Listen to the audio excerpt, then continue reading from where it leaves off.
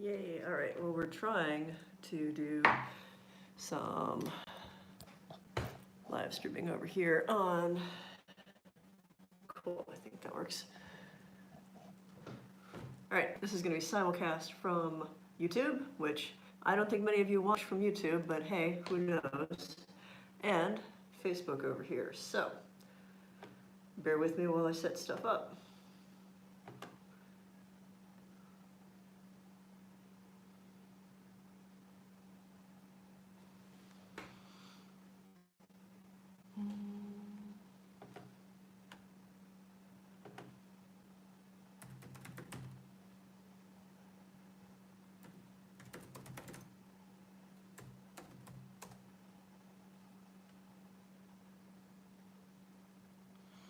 Hey everybody. Oh, Marissa, how you doing? I am in the dining room of Inspiration House. Haven't gotten into the display room just yet, and I'm still setting up the Facebook thing. I'm trying to like simulcast, and I apologize if it's gonna be like a little funky, but hey, gotta try it. Hello. Oh, hello. So I'm back at Inspiration House. It's a property built in the 1870s in Oberlin, Ohio. We bought it earlier in this year. The idea was to have a space for classes and a little like place that I could do like weekend intensives. And it's kind of haunted as shit. So it's turned into a lot more than just a nifty place to teach classes in.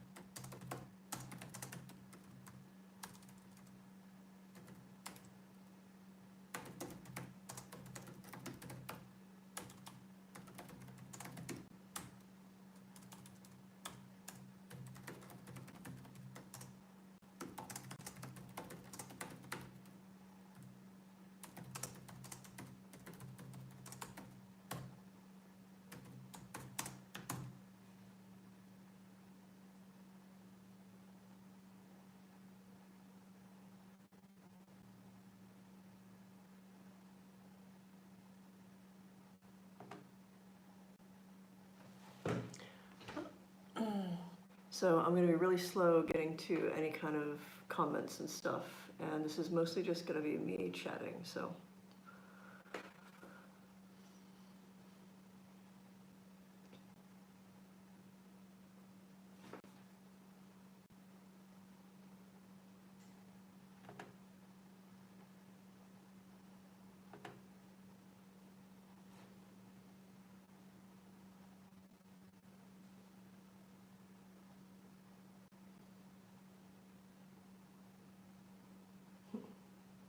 Okay, well, maybe it won't be on Facebook. It's being kind of pesky.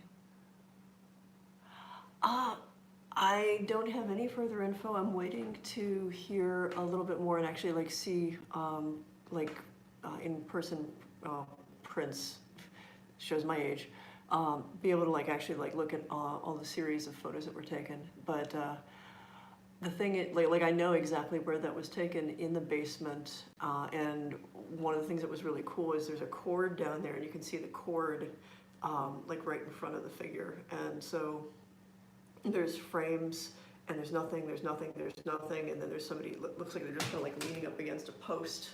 And it's a burst of photos, and they're in like 2 or 3 frames, and then they're just gone. But we've got all the stuff before and after, and there's no person who moves to that location, which was kind of cool. All right, I'm going to, I think, have to try to restart the laptop to see if I can get Facebook to cooperate with me. You know, yay. Although, I don't know how YouTube treats for everybody. Like, Facebook has been just ornery for me lately. I don't know what it is, but it's specifically my fan page has just been, while I was down for the 2 weeks in like Austin and New Orleans, I would try to post photos, and it would take 5 or 6 anything posted to the site. So I don't know, and it's also been getting really cranky about even doing Facebook Live, and I don't know what's up with that. Hello, hello, hello. Oh, thank you. And thank you for letting me know, because that's why I keep doing it. Was out running errands and ran into somebody who was familiar with some of the stuff that I do, and that's always fun. Always leads to really cool conversations. Yeah, the Facebook stuff is just, I don't know, like, there was a point where they started to change the algorithms, so unless you were paying the money, nobody gets to see anything. Like, it's just, I don't know. Hello to central Wisconsin. Hello from, well, not quite central Ohio. Northeast Ohio. Actually, Inspiration House is in Oberlin, so it's a little more central Ohio. All right. Come on, computer work. I've had a day of computer problems. I don't know if it's me or just the computers.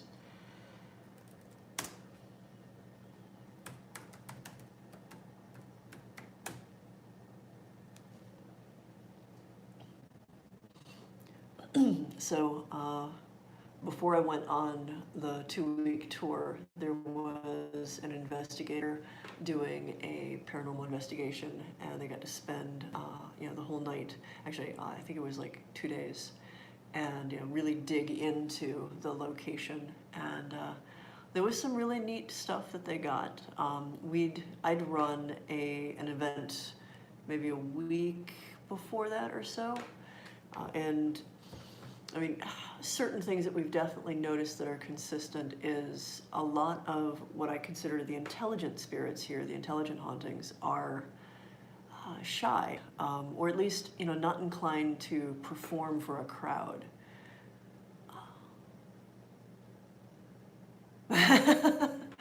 Marissa, yep, well, yeah, I do terrible things to computers too. So what we've definitely noticed is smaller groups get better responses from stuff here. Not necessarily that things are, well, I don't know, the intelligent hauntings, it makes sense because they were people who were residents of this home, many of them for, 20 years and more.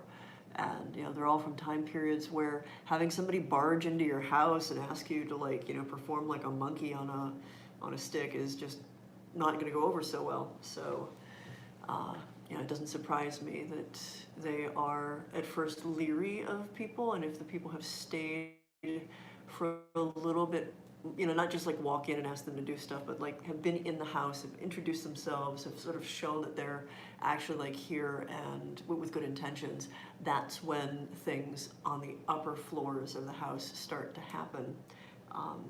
The basement and the carriage house are a totally different story. Like there's the quality of the haunting, the feel of it is very, very different. We've gotten some, honestly kind of distressing stuff from the basement. Tony Santori got some really impressive EVPs. I'm always a little skeptical of a lot of EVPs. Most of them just sound like to me, like it just, very rarely have I gotten EVPs that to me sound like clearly spoken voices. But this one was not just screaming, but like screaming so loud that the microphone clipped, not just once, but multiple times. And that was startling. That was not something that I had expected.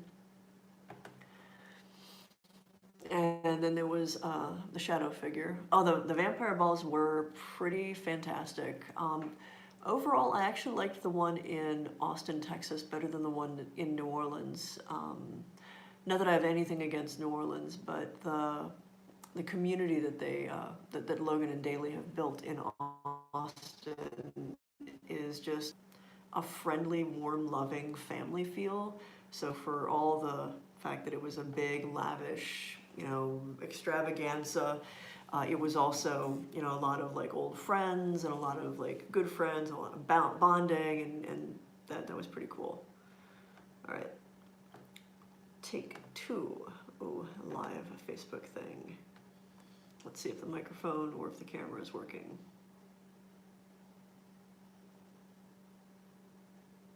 Come on.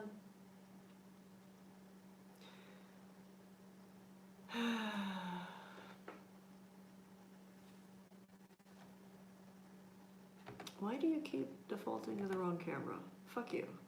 Hi. Yay. Okay. Pardon my French. I, you know, yell at it and maybe it works.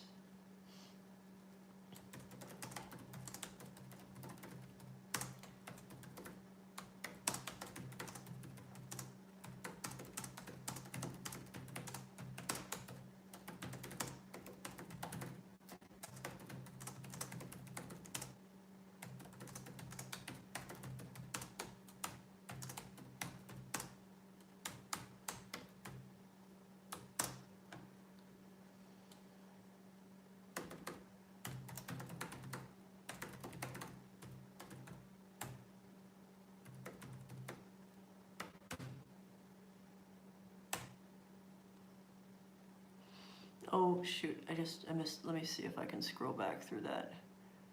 Well, that's not helpful. So I'm really new to the Facebook Live thing, and I'm, yep, not really seeing the, so yeah, if I miss what you said, try reposting, because I'm new. I'm real new, and that's pretty much what you are seeing is my cell phone sitting on a tripod and my computer right here, and you know, old dog, new tricks. I do my best.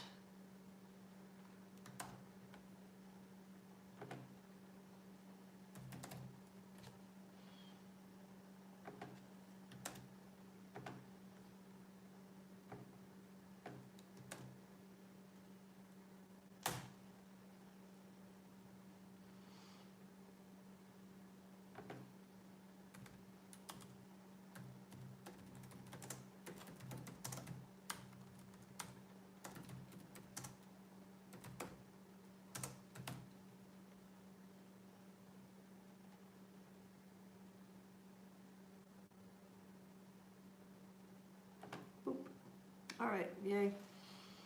Going live on Facebook too.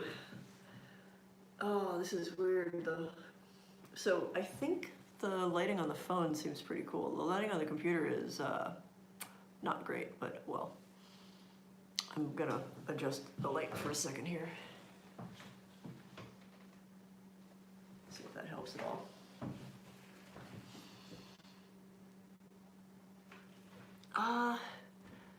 At some point, I have both of these. I'm on the laptop, and that point is not now.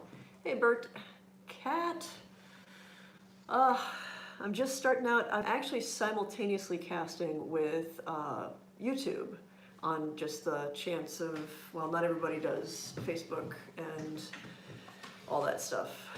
Also, trying to figure out how to sit me in a place where, there we go.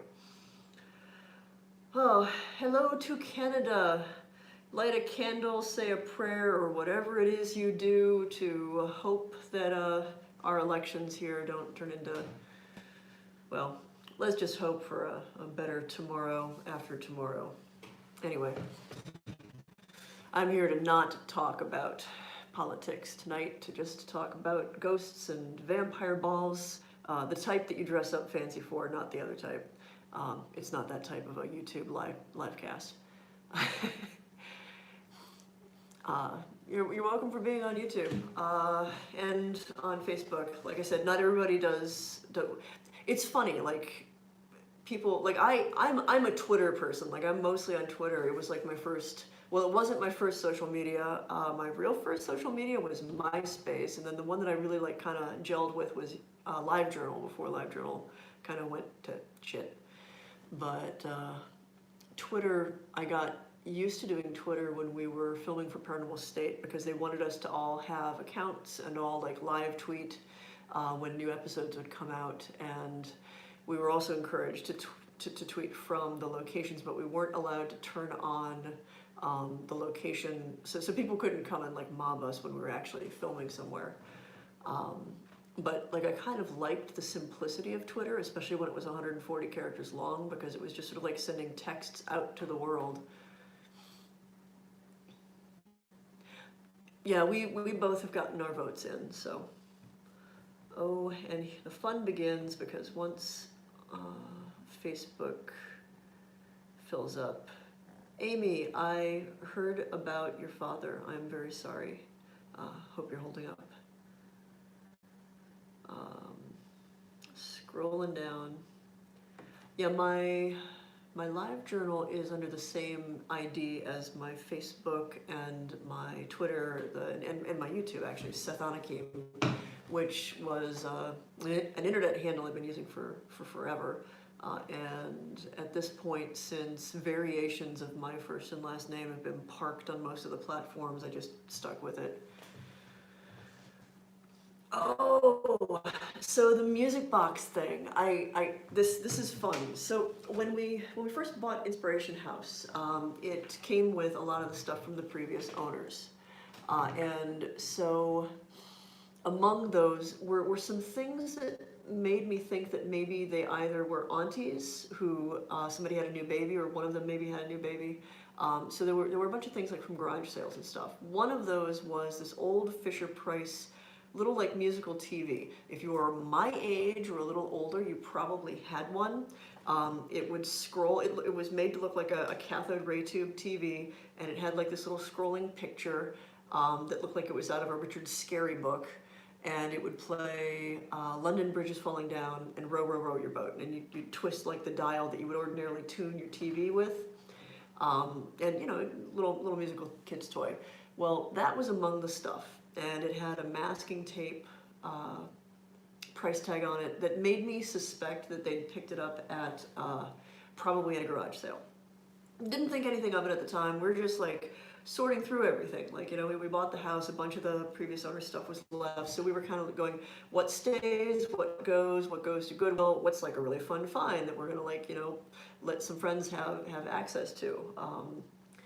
And while we were doing that here in the dining room. There was no furniture, there was just stuff all over the floors. That little Fisher-Price toy started to play. And, I mean, reasonably, I assume, because it's an old house. This place was built in 1870. Actually, and if you go stomp, there's definitely some jiggle, some give. So, you know, reasonably, I figured that it had been already wound up, and somehow we'd moved it. And I'm live streaming at that point because I'd been just, you know, kind of like taking people on a tour. And when I started talking about it, it played again. So, you know, I did the reasonable thing of like walk in front of it, stomp in front of it, like see if jumping up and down or something would get it to go. And it kept really seeming like it was responding intelligently. Now, you know, like I'm that type of investigator where I'm very well aware that we can erroneously attribute intelligent response to things. We tend, as humans, to anthropomorphize things. So I'm like, well, you know, maybe it's haunted, maybe it's not, I don't know. But at this point, because that was back in April, that thing has gone off so many times, so frequently. We've had people staying here, and like the most frequent comment from folks who stay the night is, yeah, that music box, what's up with that? So flash forward to just before I went on the tour down to Austin and New Orleans and points south, we had an investigative team in here, and I wasn't even sure I was going to be able to like meet up with them because I was so busy getting stuff in, but I managed to swing in just as they were getting settled, say hi. And I gave them a little mini tour, and that included the display room, which it was introduced to us by the realtors as the old doctor's office. Some research suggests that it was never used as a doctor's office, but that's irrelevant to the music boxes. So, and I will get to the most recent thing shortly. So they're in the display room, and I was pointing out, I know Illyria was in that room, I think one other person was in that room, because that Fisher-Price toy had gotten so regular with the way it would respond, I was like, well, maybe something likes playing music boxes. So I made a point of going antiquing and garage sailing to find a couple of things that, had that feel to them. Not every antique is haunted, and not everything has like an actual intelligent spirit attached, but there's definitely items that you can feel just the weight of years and associations and emotions that are kind of like soaked into it. So I made a point of grabbing a couple of those, including this like old timey-wimey carousel horse, which is also a music box, and then a little ballerina music box. So all of those are in the display room. And the carousel horse is next to the Fisher-Price toy. The ballerina is on the other side of the room with all the dolls, most of which are also, well, creepy, as dolls tend to be in places like this. So I'm talking about the Fisher-Price toy and how I was a little disappointed that it was the only thing that ever played and not a peep from the carousel horse. So I just touched the carousel horse on the head, and I haven't touched it hard, but as soon as I touch it, the Fisher-Price toy plays. So again, I'm like, did I jiggle the thing that they're standing on? And I'm like, that was weird. So I touch the carousel horse on the head again, and the ballerina plays, clear on the other side of the room. So there's no argument that, I jiggled something, I bounced something, like there's nobody over there. So at that point, I'm like, okay, now it's spreading to other music boxes. What I hadn't told anyone until a couple days ago is that day when Illyria and I went home. Now, when I'd gone antiquing for various music boxes, I kept the carousel horse, I kept the ballerina because they didn't look terrible. There was another one that I picked up that just had this ugly ass bear on it. Like, it was miserable. I liked the music box itself, but I wanted to deconstruct and put something better on top of it. And I never got around to it, as things like that go. So the guts of this thing have been sitting on a bookshelf at my house at the bottom of the stairs. And haven't thought anything of it. It's been there for, 6 weeks, 8 weeks, probably more. Like, I'm pretty sure I bought these things at the beginning of the summer, so however long it's been. It has not played in all of that time. Let me just be very clear about that. So we get home, and our big gray cat, Ozzy, is over there just staring at something on the bookshelf. And, he's a cat. They stare at weird shit all the time. But then the music box over there starts to play. And we're like, well then, that's interesting. If I felt that this was a scary thing at all, I'd be a little creeped out that it seems to have followed me to the home I live in. But I mean, my house where I live is very, very well shielded and guarded, and I've got so many buddies on the other side that I truly don't think anything nasty would get through the door, and if it did, it wouldn't last very long. And the thing attached to the Fisher-Price toy just seems playful. Flash forward to this past weekend where I managed to make it into the Lake County Courthouse for, I don't know if you guys know the Haunted Housewives, Teresa Argy and Kathy Weber, and they do a Para-X event at the Lake County Courthouse. It was featured in an episode of Paranormal State. I think it was Lost Souls or Forgotten Souls. It's this old, it was used as a combination retirement home, poorhouse, asylum, like pretty much anybody that the county didn't want to deal with, anybody that the people in the county didn't want to deal with, from orphans to daughters who read too much to, whatever. I remember reading in their ledger, like, one woman and her kids, the husband was just done with her, so he just dumped them off, and then they lived in the county house. So that building has been turned into the headquarters of the Lake County Historical Society. And 10 years ago, Kathy had the great idea to do like a limited one night a year ghost hunt for charity to raise funds for the Historical Society. Well, I managed to make it in. I was there for the first time they started doing it, and the past couple of years have been a little bit spotty. But they've, they're putting things together for the holidays, so there's like, mannequins dressed up and everything. And I was with Kathy and Teresa in the main room where all the like little ghost hunting groups were getting organized, kind of like the HQ. And the bathrooms are like clear on the other side and to like under these big staircases in another part of the building. So I hide myself off to the bathroom, turn a corner, run almost smack into a mannequin. The mannequin is ridiculous enough in this space and like appropriately creepy enough that I decide that I'm going to take a selfie with it. At which point there's this partial wall and this cascade, this tintinnabulation of sound just pours out from the other side of that wall.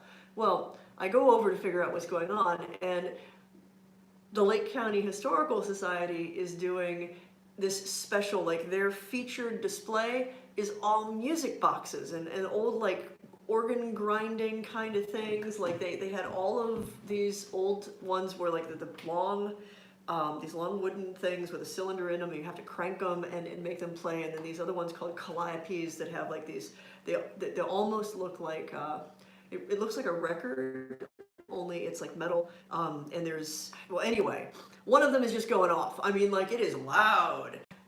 It was a calliope. I ended up getting a picture of it. And I'm like, okay, well, that's going to screw with everybody's EVPs if these things are just set to go off. So I go back into the main room. I'm like, Kathy, are they supposed to do that? And she's like, what? Because over there she can't hear it. And it's still going. I'm like, is it supposed? And, so everybody troops over, Kathy and Teresa, and it's still just balls to the wall, just clanging and banging and bells and just, it was really pretty, but it was really freaking loud. And Kathy's like, did you touch this? And I'm like, no, it went off. Like, is there a way to jiggle it? So we went and got the docent of the museum who is familiar with the stuff. And so we were like, so how do these work? Like how does this thing go? Like, is there a possibility that it would just randomly go off? Is like me walking by it? I was sort of like over here, it's over there. So he shows us how you actually make this thing work, which, as it turns out, you have to open up the lid, and then you have to like fiddle with something inside, and then you have this thing on the side that you have to kind of like crank a little bit, like it's a little thumb thing. And I'm just like, well, I did none of those things, but off it went.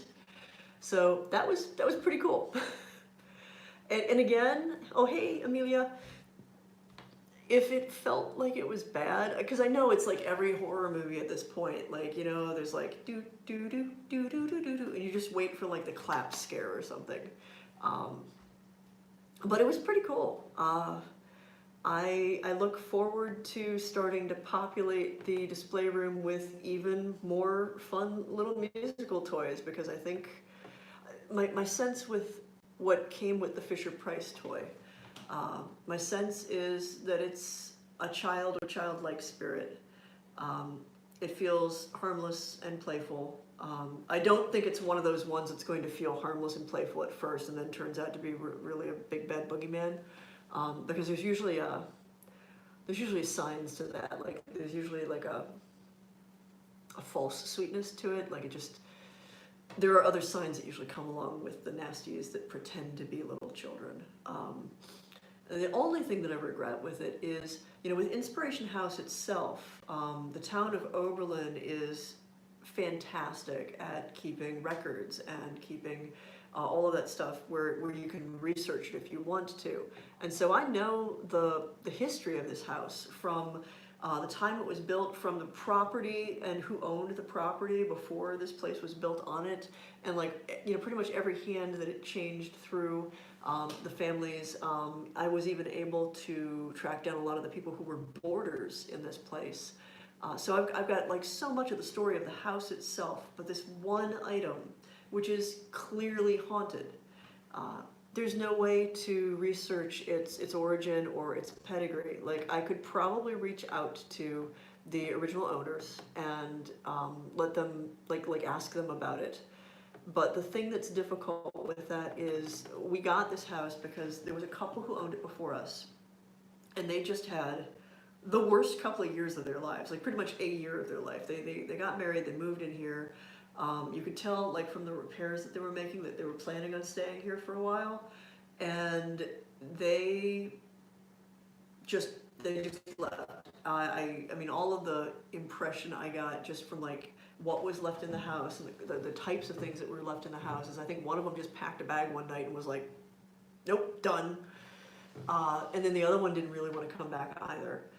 And part of that was how we got it, how we got the house, and got the house at the deal that we did, because we were like, so it looks like you don't ever want to set foot in this house again. If you want to leave your stuff, that's fine. We'll take care of your stuff.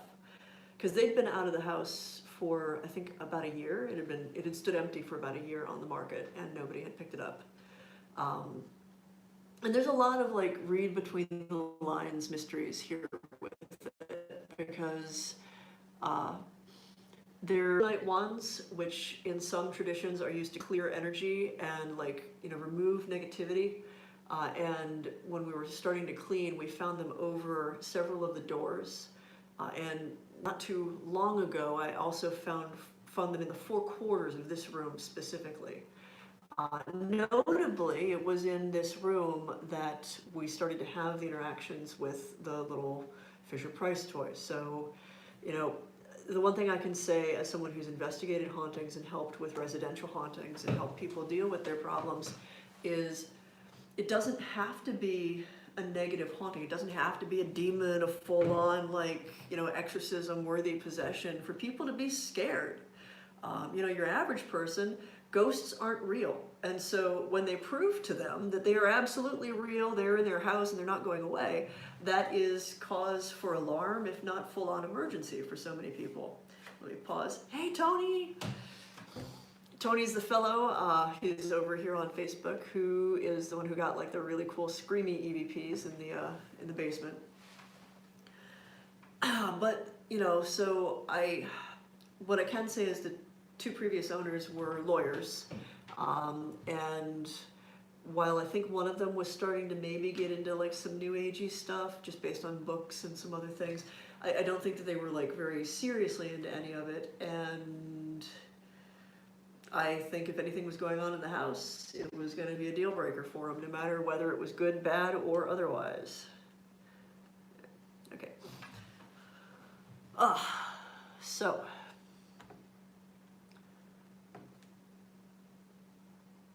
let's see. Now, I literally just got in and set up. I think Illyria is upstairs either working in the library or something else, because she was just like, nope, I don't want to deal with being on camera right now. We had a long couple of weeks. I did the event here at Inspiration House. We set things up for the investigators, and then it was 2 solid weeks of being on the road. So I was down in Austin, Texas, for an event that had things on like Friday, Saturday, and Sunday. And then we did some preparation, and then we all headed off to New Orleans.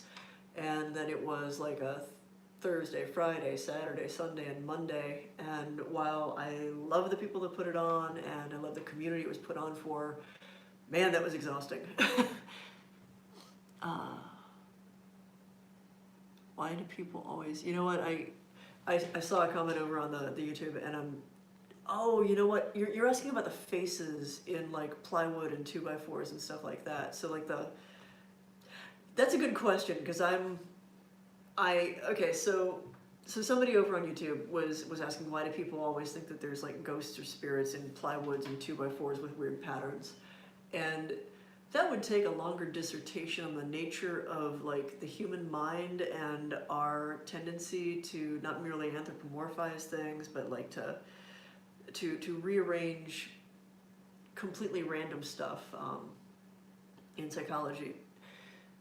Our brains are wired for what's known as a gestalt, for like seeing a whole. It's at the core of I'm going to mispronounce it, pareidolia. That habit people have to like see patterns in snow, hear patterns in static, and then mistake them for EVPs. Simple version, our brains are hardwired to take a lot of data and make it even if it's random, try to make sense of it, try to impose order onto it.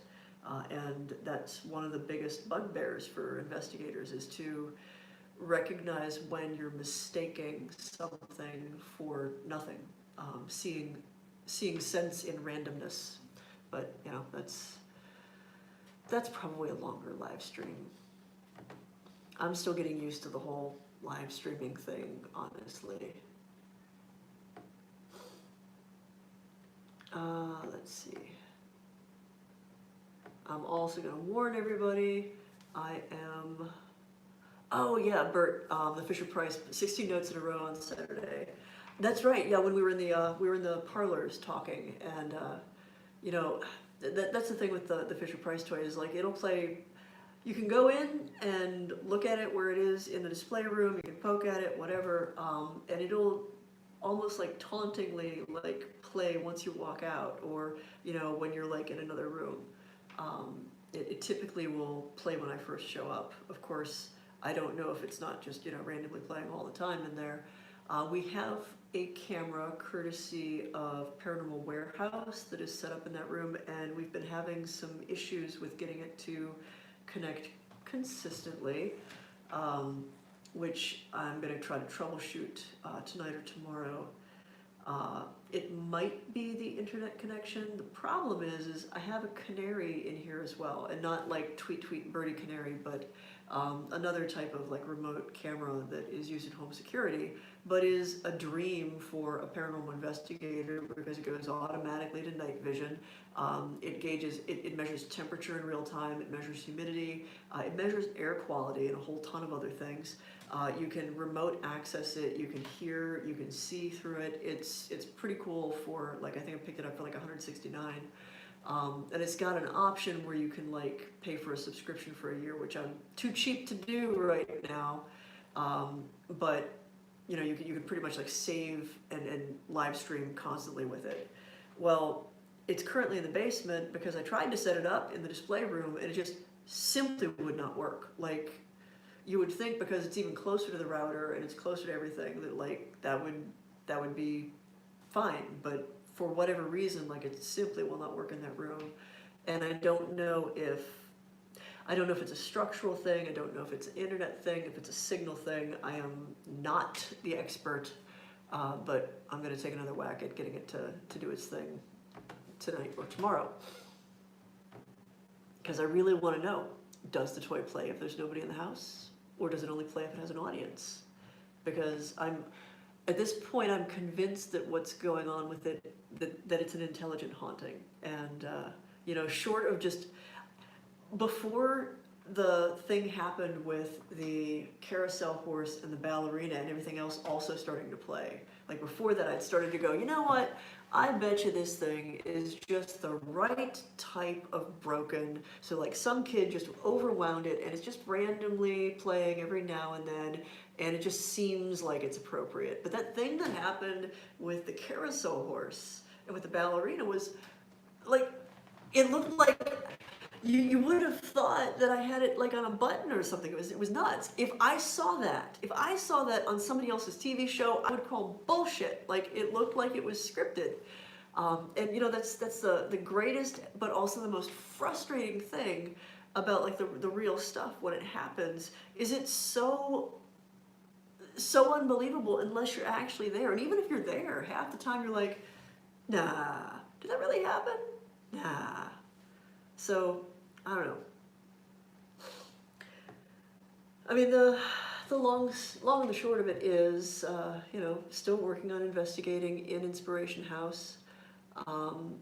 My general feel with this location is you're always going to get the best results with smaller groups. Smaller the better. The place becomes incredibly active. Wow, incredibly active when you are when you're the only person in here. It's like the house just decides to pull out all the stops. And that's not just for me, that's people who have stayed here, many of whom stayed here without knowing that it was necessarily a haunted house. Like, we had to, over the summer and stuff, we were kind of like in between doing things, and while we were setting up for paranormal events, we have it listed as an Airbnb. And we had to like be really, we had to change the Airbnb listing because there were some people who were like private messaging us going, so guys, like this house, like what the hell? My favorite one was this artist who stayed here for several days.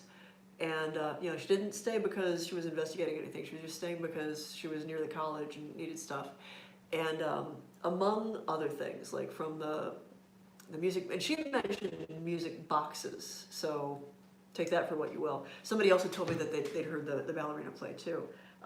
So with the music boxes playing and the footsteps and the doors opening and closing, my favorite thing from her report was she had fallen asleep in the parlor on one of the couches in the parlor. There's two big sectionals there. And it got a little cold at night and she hadn't wanted to turn the heater on. And she woke up with someone having tucked her in with a blanket that had been on the end of the couch. Now, again, you could argue she got cold in the middle of the sleep, woke up, grabbed the blanket, forgot that she did it, but I would expect her to understand her own sleep habits well enough to reliably identify that it is an unusual thing for her to have either forgotten doing that or to suddenly wake up with a damn blanket around her. On the other hand, I've got cozy, lovely, caring ghosts that happily tuck people in. So how cool is that?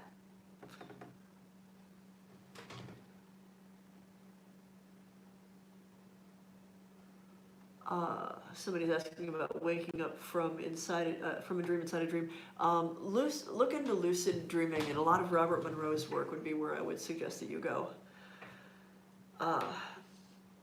Yeah, Tony, the carriage house, the basement. No, I agree with you, Tony, with the carriage house and the basement. I really think that something's moving back and forth between those. And I suspect that that's something that maybe not tied to this physical structure so much as to the land itself, to possibly, maybe, the house that was here before this house was built. Because that was something that we were able to track down, is when this house was built in 1869 to 1870, it was part of a larger parcel that was broken up and sold off. And this was the first one built on that parcel. As far as my research has been able to tell. No, the one thing is, you know, the whole story of Inspiration House is a work in progress. So as I get more information, I have to revise things. Like, for example, what I keep calling the display room was when we first bought the house, the realtors described it as the doctor's office. And that was based off of information that previous owners, like 3 owners ago, they had done some research, and they'd also met with the son, a child who had been born here when he was in his 70s. He came back to like see the house, and he recounted what he remembered of his family and their time in the house. And it seemed like he may have been mistaken about when his father had passed on, because he talked about his father, who was a doctor, working out of that room, which is why it got called the doctor's office. But since I have the name of the boy, sorry, it was his grandfather. So there was Dr. Samuel Ackelson, Harry S. Ackelson, and Harry Jr. is the one who came back in the 90s and recounted all this stuff about his father and his mother and his grandmother and his grandfather. And in being able to do the research, Dr. Ackelson, grandfather, died long before, almost 10 years before his family bought this house. So he couldn't have been here, been doing stuff out of there. And I thought maybe that Harry was a doctor and followed in his father's footsteps, and that's why. But Harry was a merchant. He did a bunch of stuff in like feed and coal and other trade goods. So he might have used it as his office, but he didn't use it as a doctor's office. So anyway, long story short is, I can only work off of the information that I'm given, and then I double check it like any good researcher. So while we were calling it the doctor's office, I'm not so sure that that's the right word for it. There's no evidence that someone did work the medical trade out of that office. there's plenty of evidence that people used it as their office, that a former, one of the mayors of Oberlin used it as his office when he lived in this house. It would be Arden Dale. And there were a bunch of other people. There was a fellow who worked at the train depot right across the way. But anyway, so, you know, the point there is, when you are doing research, as a good researcher, you always check the information that you have. You always try to go back to primary materials, and, you know, accept that what you think is right one minute, new information may come forward and prove that that theory is totally wrong. That what you thought was a fact is completely, you know, just this one person's misperception. And oh god, I did a lot of that when I was writing the Dictionary of Demons, because just tracking down stupid stuff like what amounted to typos that had just been like printed and reprinted and taken for gospel over centuries. Always check your sources. Never be afraid to revise. That is the moral of the story for today. Okay, so I'm trying to sort of keep up. This is actually kind of my big... Okay, so the one thing I'm going to say is simulcasting the streams is going to be impossible for me to keep up on questions, and I apologize for that. Usually I'll have Illyria checking on stuff and like do like a little bit of like, you know, troubleshooting. But anyway, hey Jack, okay, I'm trying to scroll. Why they make it so you can't, like you have to manually scroll. And it means I'm gone. All right. There are so many really good questions, and I'm just losing all of them because things scroll by too fast. I apologize. I actually think what I'm going to do is, this has been fun. I'm glad people have dropped in. If you're anything like me, you're kind of like, especially if you live in the States, you're looking to tomorrow. Go out and vote, by the way. I don't care if you're red, you're blue, you're purple, you're pink striped with polka dots, go out and vote. If you are in the US and you are legal to do so, go out and vote. Can't complain about where things are at if you don't try. But that's, you know, the one thing. Because if you're anything like me, tonight's a little bit nerve-wracking.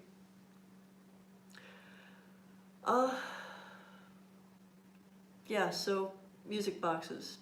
I'll pop up live streams again if anything interesting happens. I'll be here most of tomorrow. We're getting an energy audit done on the house. Fancy way of, you know, checking to see where the drafts are as we get ready for that classic Ohio winter. And I didn't even bother to get into the display room tonight, but I'll probably do some stuff from there tomorrow. I have missed a ton of questions. I apologize. I will try to keep up on questions a little bit better tomorrow. Today was a day full of errands, and while I promised a live stream, I got like pretty overwhelmed. So, you know, lots of stuff to do.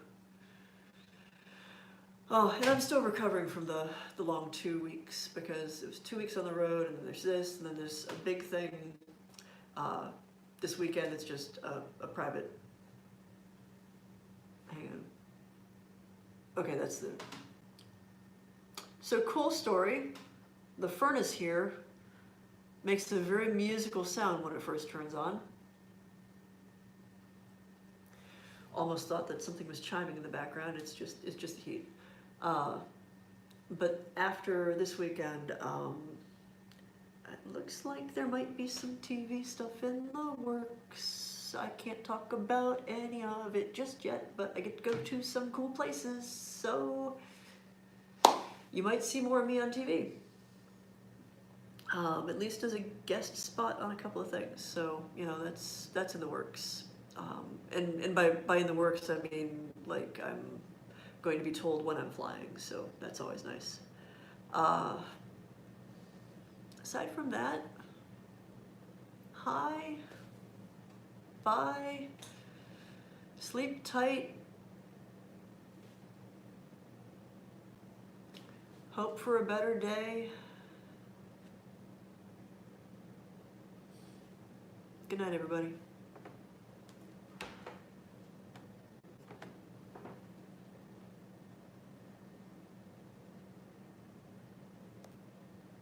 Oh Lord, now I get to figure out how to turn this thing off.